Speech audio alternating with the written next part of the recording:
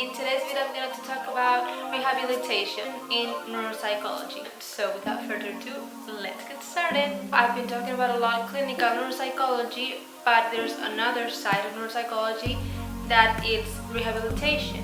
As you already know, when you go to the hospital and a patient comes in and you do this examination, this screening test, but the work of a neuropsychologist doesn't not necessarily end up there. It can continue in rehabilitation. So for that, there are different ways of being a part of that or being involved. In my case, in my master's, it was required to do some rehabilitation courses as part of the master's. What I did is with another student, we had to go to a center. It was all volunteer, and we had to be with patients that had some different type of issues. And in my case, there were 3 different groups. I was teaching to the group that had the most severe symptoms. And in this whole center for rehabilitation, it was focused around one of the main cognition issues that people have, that is memory loss. So it was all surrounding memory. So for that, we were allocated in this group that it was the hardest group of all of them because they had the most severe symptoms. So there were people that had strokes, people that had aphasia from stroke, that they also lost mobility of one of the arms, so they couldn't even write properly. They had to write with the other hand that they never had to use before. And there were also people that had Alzheimer's disease and other people that had other memory losses.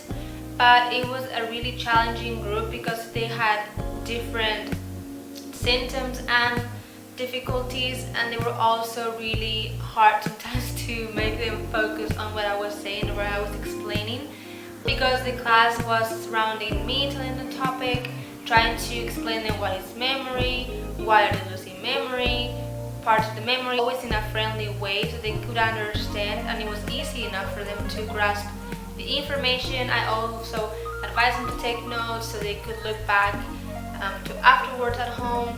And it was pretty interactive as well. I tried to make them entertained and trying to capture the attention, because in the end it was really important for them to be focused on what we were saying as the teacher. The most interesting part of this whole rehabilitation is that it was really challenging because a lot of people, because of the stroke, as I said, they had aphasia, and it was hard to understand them for me, but for other peers in the class. And because a lot of the people that they were more severe, their patience level or the, let's say, the behavior was not really the behavior you would expect from a grown-up. So it could be a bit challenging. They could have little fights, or they could be a bit, I don't know, like a bit rebel. So it was pretty interesting how these grown-ups behaved, because in the end it was really surprising at the beginning. It was a bit shocking if you're not used to seeing patients that are so severe, but it was really rewarding because even if they were severe, they appreciate so much our work, and they even themselves, they knew that we were being super patient, and they were like, I'm sorry, I don't follow, could you repeat? Or they apologized a lot, which was nice as well, because sometimes it's true that it's a bit challenging and you're trying to be positive and be active, but some days it's harder than others. So it was really nice to see that they appreciate our work in this whole sessions. And I did this for about 4 months, and it was the same group pretty much. There were always new additions, and what I did is I prepared the classes with another student and by myself at some point, and I said the theory part of the class, and then we did more practical stuff. I gave us some papers and they could work on those, and I always send them homework. As I said before, when I diagnose someone, or I'm telling someone the prospective diagnosis, I always tell them to stay active cognitively. Why do I send them home with tasks to do? Because that way I'm assuring that these people are gonna have to do their homework and do an extra workout in cognition, like work their memory, work their attention, work span, work everything. And that way they can also come back with the things that they couldn't do at home, and I can explain them what was the deal, or they can say to me, oh, this exercise was so hard for me, I couldn't finish it, could you help me please?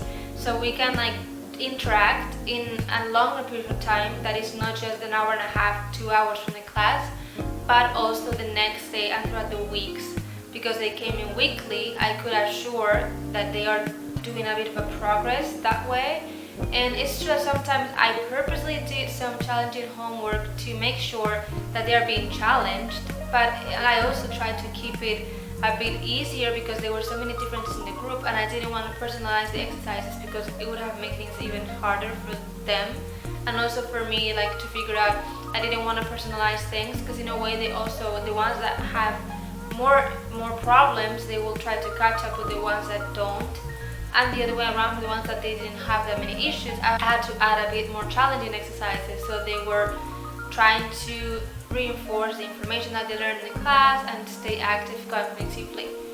So in the end, as I said many times before in this video and other videos, the importance of being active cognitively makes a whole difference. People that they were coming to these sessions, they have been coming for years, and they have learned to use these strategies. Like, what we are doing is trying to make the life easier, like day-to-day life. We're not trying to make these people become someone they are not going to be because they have restrictions in their cognitive capacities, but I want them to be able to expand their capacities to the maximum, and also to feel that they are okay, that there's nothing wrong with them not being exactly like everyone else, because sometimes I feel like there's this judgment in society, and I think that was a safe space for them to be able to tell what was wrong, how they felt, even cry sometimes. It was like a safe space for them, and I really liked that environment too, because I could feel that for them it was like a nice thing that they were looking forward to come every single week. And I also seen some of them after these rehabilitation classes, because they did go to some of them to acquire. It was really sweet to see how they recognized me and how they were asking me, how are you doing? And I don't know, it's like really nice bonding experience with the patient, that it doesn't stop in the hospital, that it could be more cold, but it just goes and translates into something more warm and personal. So that was the end of the video. Don't forget to subscribe. Thank you so much for watching, and I'll see you in the next one. Bye!